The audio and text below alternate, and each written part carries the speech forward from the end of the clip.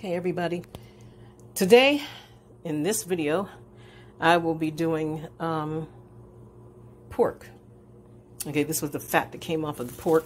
I cut the fat off and with my hatchet, no fail hatchet, and I put them all in these pint jars, and it has garlic and onion in the bottom, and then the pieces of pork. I wish I could have put larger pieces in, but it was partially frozen. It didn't thaw out good enough yet. So I have them in, and now what I'm going to do is, this is called cold pack. This is cold pack pressure cooking, and you could also do it when you do hot water bath cooking. Well, you know, it could start cold with the water. So the meat is cold. The jars are sterilized from the oven. You put your jars in the oven for 250 for at least 10 to 20 minutes, and that sterilizes your jars, okay? But I put mine in and cooled them down. They're cooled down. So I have cold meat in a cool jar, okay? And I'm going to put them in cold water, okay, in a cool pressure cooker. And when you use your pressure cooker, is this the side? Let me see. I don't know if I could get up close. When you use your pressure cooker, there are lines on the side. Yeah, you can kind of see them. They're kind of hard, but they're in there. And there's 3 of them. There's a line here. You can see there's one. Let me see. There's one line. If I can focus on it. There we go. There's one below it. There's 2 lines, if you can see. That's 1/2 and 3/4 of the pot. But the most you want to use is the line down at the bottom. And as you can see, I used it so much, you can even see the white line down there above the water, and I'm so used to using it, I know exactly where to put my water at when I clean it out and refill it. And you put, if you want your jars to come out looking nice, put a little vinegar in the water. It stops the clouding and everything, okay? So I'm going to drop those in here. Cold, remember, cold, cold, cold, and cold. And then you bring the temperature up real slow, and I'll show you what to do after that. And I also forgot to tell you, which is very important, clean your rims.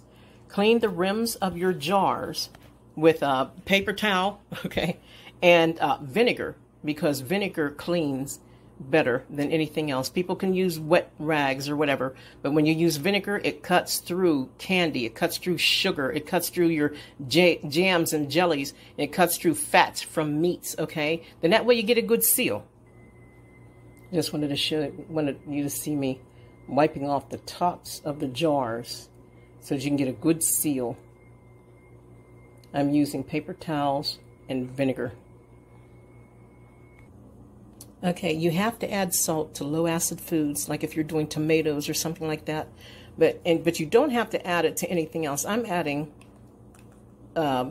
use good salt, not table salt, not that Morton table salt, but use canning or pickling salt or the pink Himalayan salt. I add 1/4 teaspoon for flavoring only, okay, to my meat.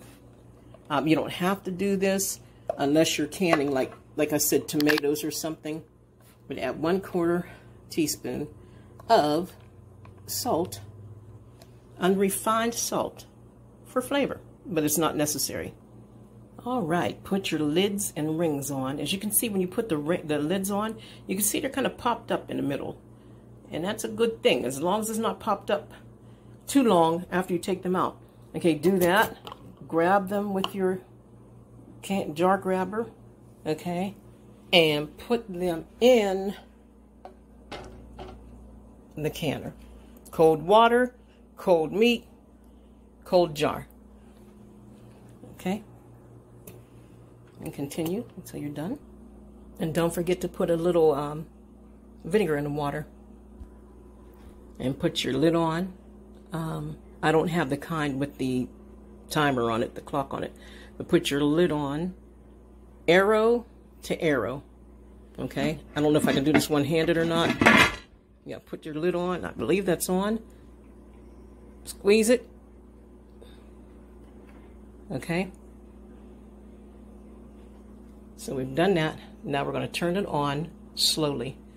I turn it on low, Mine goes from 10. I'll put mine on 4. Started out around 4 because you don't want to like kill your, you don't want to, jolt your jars, right? Sorry about the mess, guys. Yeah, I've been working all day. And, turn it on low. It'll pop and make some crazy noises that you've never heard before. Okay, and I forgot to tell you too, before you do it, always hold that up in the window and make sure you can see through it. Make sure you can see through this pipe, because if you can't see through the pipe, that means it's clogged, okay? And I just turned it up.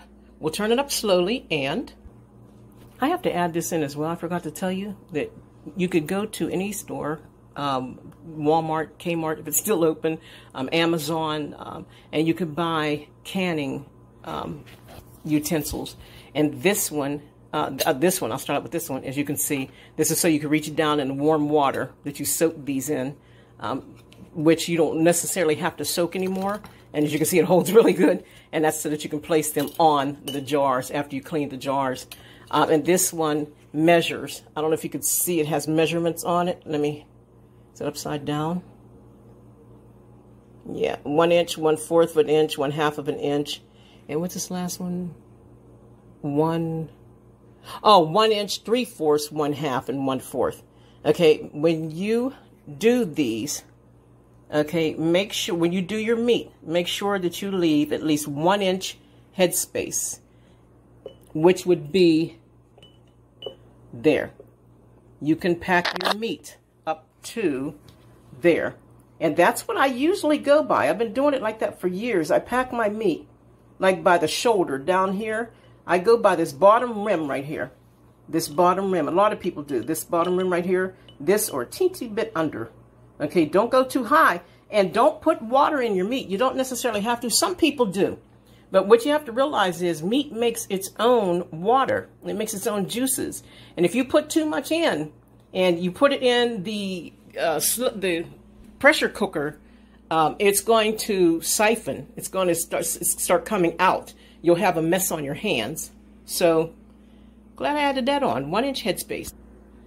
All right, I turned mine up from about 4 or 5 to, I guess, about 7. 7. You can put it on 7. Mine goes to 10, so you can put it on 7. And let it, as you see, it's still cool. I'm still touching it. It'll warm up, okay? And once it warms up, you'll hear it begin to boil, and you'll see steam coming up from the pipe. When you see that steam, let it steam for 10 minutes. Just because it's letting out all the air and sucking all the air out of your jars, okay? Let it steam for 10 minutes. And after 10 minutes, you put on 10 pounds, your 10-pound weight. Asa, I'm on the camera. Do you mind? Sorry about that. It's our cat. After you steam for 10 minutes, then you can put this on, okay? And you will begin to see this. After a while, you put it on, you'll begin to see it. When it finally builds up pressure, this will pop up, and you'll begin to see this rock. They call it the dancing. We call it the little dancer. You'll see this begin to rock. And if it rocks too fast, turn your stove down. But you want to, see, you want a slow, gentle rock. Okay, so remember, after this steams, you'll be waiting about 10 minutes for it to steam, somewhere around there, maybe longer to some people. And once it begins to steam, keep your eye on it. Wait 10 minutes because you're letting the air out, and then put your little dancer on, okay? That is a 10-pound weight, regardless of what kind of canner you're using. And for meats, you do 75 minutes. Okay? Process at 10-pound pressure for 75 minutes for pints and 90 minutes for quarts. And if your altitude is above 1,000, use the 15-pound pressure, which would mean, let me see, because I keep mine in my Splenda drawer. Okay, which would mean I would add this onto this. When I take this off by itself, it's 5 pounds. When I add this on, it's 10 pounds. When I add this on, which goes on top, it would be 15 pounds. See? But you're doing this 10 pounds, 10-pound pressure. That's for me, for my altitude where I live at, okay?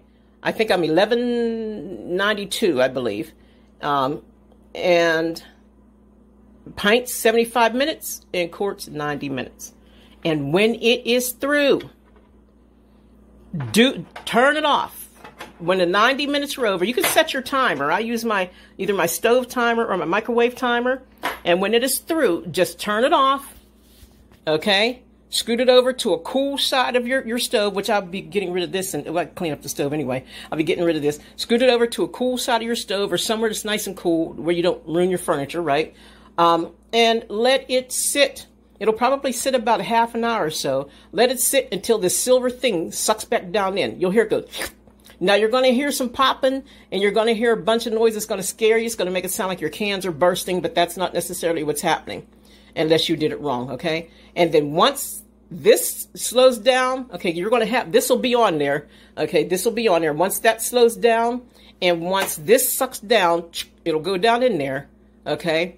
Then open this up slowly. Oh, I can't do it now because the pressure is building. Open this up slowly and pull it back towards you so that all the water and stuff can drip this way down into the pot. Pull the silver part back towards your face. Years ago, I got burnt by one. I don't know if you can see it on my arm, different colors. Yeah, you can see the line. Years ago, I got burnt by one because I opened it too soon. And I tried to do what the old folks say. You could put it under cold water to quicken it, and that's not a good idea. And it just went boom, like a bomb. Went all over my ceiling, and I burned my arm. So let this thing sit. Don't be afraid of it. Just let it sit until you hear this go down.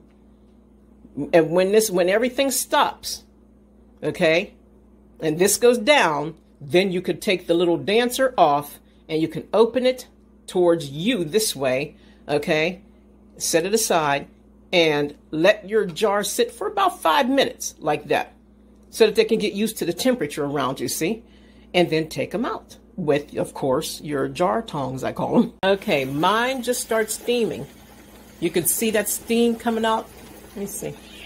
Okay, and also when you get water like this coming out of here, have no fear. Everything's okay. Everything will be all right. Sometimes I take it. Do you talk every time I get on this thing, Asa? No. Anywho, the people hear you being bad. Anyway, this is okay. Sometimes I wipe it off with a paper towel or the dishcloth or something, but it'll be okay. Yes, it'll get a little messy. You're going to get messy. I'm messy here, okay? But I'm doing a good thing. So right there, you can see that. See the steam. I will count 10 minutes. It is 5:05. I'll count 10 minutes. At 5:15, I put the little dancer on. Okay? And no, it's scary going up to it, but it's easy. Just go up and set it down, okay? 5:15, I'll put the dancer on. And then once you put the dancer on, then you start counting your minutes. Okay? Then you start counting your minutes. We have, what was it? 75 for pints and 90 for quarts. I want you to see this. Okay, you hear it? Making a big steam.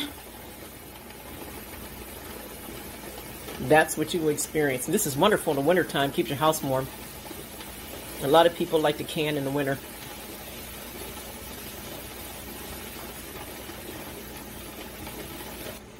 And as soon as I turned it off, it popped up. Anywho, that's what happened seconds later. So I turned it off and turned around and popped up. See how it popped up? Okay, now let your steam go. We got until when? 5:15, right? All right, guys, I'm looking at 5:15. Oh, there we go. Okay, it's 5:15. And this is still steaming. The front is good. Now, you take your 10-pound weight. I don't know. Did you hear that? See, it's air coming out. I think that's so cool. Okay, you take your 10-pound weight and you go over to, that's it. See? You put it on. Now, you start counting your time. Okay? 75 minutes for pints. I have pints in here, so I'll count 75 minutes from 5:15. Okay? And then 90 minutes for you quart lovers. People who, I like quarts, I don't use quarts that much, you know. So 75 for meat, pints, and 90 for meat quarts. Something else I wanted to say. When I think about it, I'll come back on. And by the way, I left this eye on 7. So 7 must be doing pretty good as far as this stove is concerned. All depends on how your stove heats, right? So 7's keeping it going pretty nice. Now we're going to wait for the hula dancer. And if it dances too fast, then you turn it down. All right, excellent. I wanted you guys to see this. It just started. Okay, see the hula dancer dancing? So far, it's kind of nice. Let's see if it goes up too high. If it starts going too fast, which I think it might. Yeah, I'm gonna turn it down. So far, so good.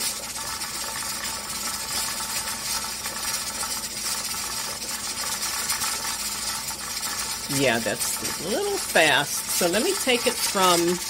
You guys can see back here.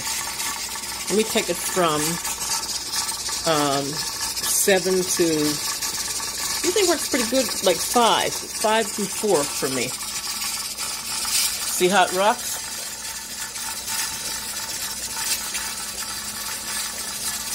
Let's see if that goes down a little bit.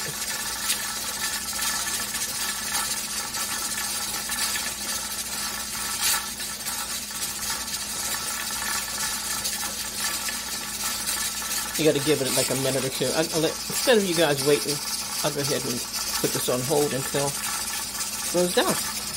Okay, it's getting a little better. As you can see in the back, I had to go down to about in between 4 and 5. Yeah, now we have a nice rock. There we go. See? And then you sit down, play your game, whatever you're doing, mess with your phone, get on Facebook, make a phone call. You know, say some prayers, whatever you do, and wait 75 minutes.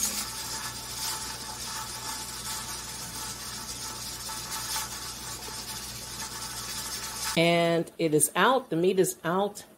I turned it off, and I'm letting it sit. See, you just leave it sit. Leave everything be. When it's finished and there's no more pressure in the can, the silver thing, it says TOP on the top. The silver top thing will go down by itself. So don't touch it until it's done. It takes about a half an hour or so. Sometimes longer, sometimes shorter. Now I'm starting to process my ground meat. Processing my ground meat now. I'm cooking it in the pan. There were 5, I think, pound containers. I used like the round ones, the round bulbs. And starting to process my ground meat now.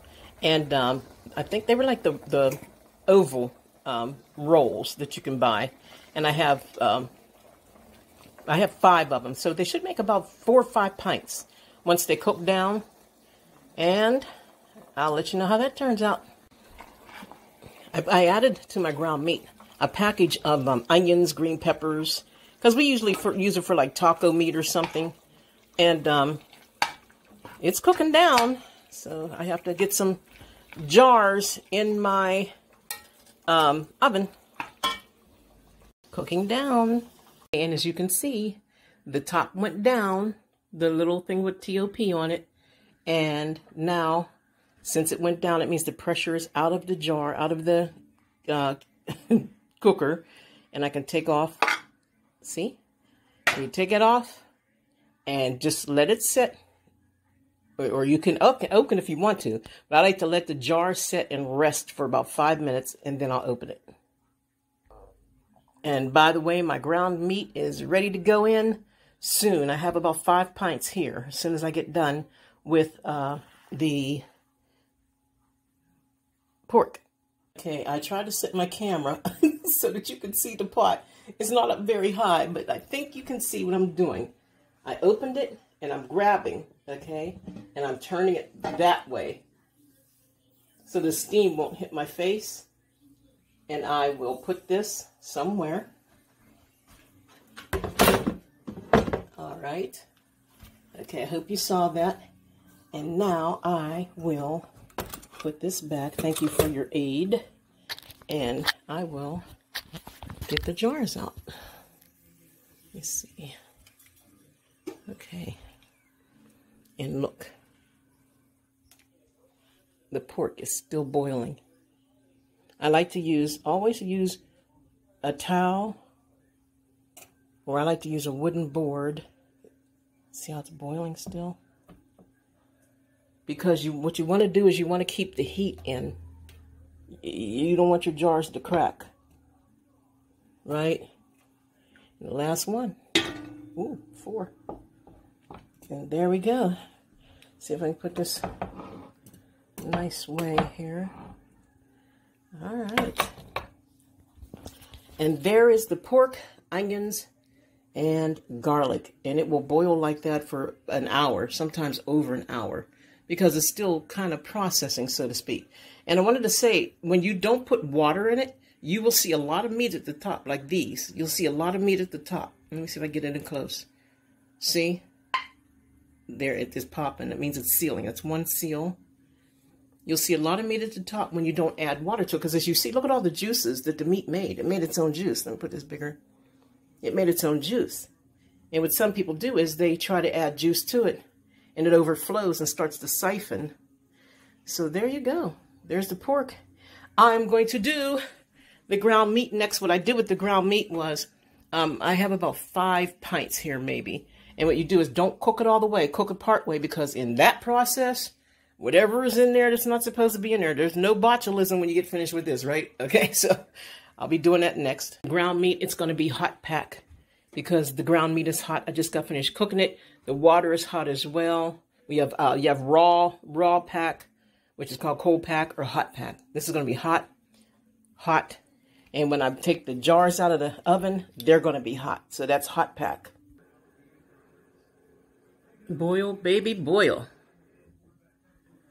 When you don't add water into your meat, sometimes it comes out a little ugly. You know, it's not the best looking thing.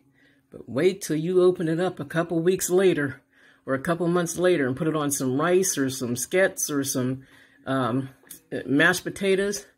Telling you, never taste anything like it. Ready for the ground meat. All right, guys, I just wanted to show you this. I did my ground meat and stuff that I had, you know, onions and peppers and stuff mixed with. I had a bag of it. I think we got it from Swan's or something. There's my ground meat. See how the juice comes up? That's why you don't want to add anything extra to your meat whenever you're pressure cooking it.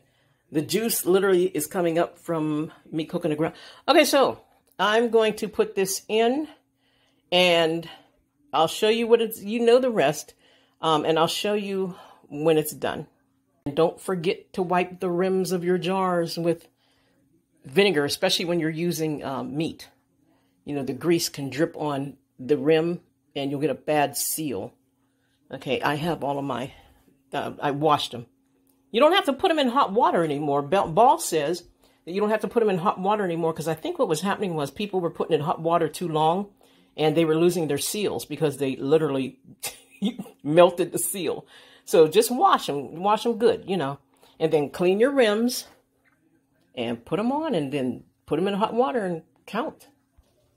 And by the way, I'm adding more water because it boiled out from whenever I did the pork. So I'm adding it up to that white. 3 quarts of water. That's what I wanted to tell you on the other video. 3 quarts of water for a pressure cooker. 3 quarts of water only, okay? Now, for a hot water bath canner, the big blue ones or big black ones, okay, you put your jars in and fill them up like 1 or 2 inches above the jars. That's for hot water canning. But for pressure cooking, you only have about 3 quarts of water. I just wanted to give you a little peek of my ground meat before I put the lid on. It's ready to go. Another thing I want to tell you is you cannot remove the air bubbles with a debubbler because it's packed ground meat and there's no water in it. So there's no bubbles to worry about. There's actually air. All that air that's in with the ground meat will come out during this process. So you don't have to remove the air bubbles. I'll show you what a debubbler looks like. Okay, you remember I showed you this. Okay, that magnet gets the lids for you. Okay, this, and I showed you this with the numbers on it. This is the debubbler, okay? You can turn it upside down and jab it down into your jars along the sides to make sure there's no bubbles. But when you have loose meat, loose packed meat, like I do with the ground meat, you don't have to debubble, right? And my pork is done. Video to come. Still working on that nice slow rock. My ground meat is still in. I almost have the proper rock. It's just a little bit fast. I have it between 3 and 4 carrying it back. So I'm getting close. Almost done, guys. It's nighttime.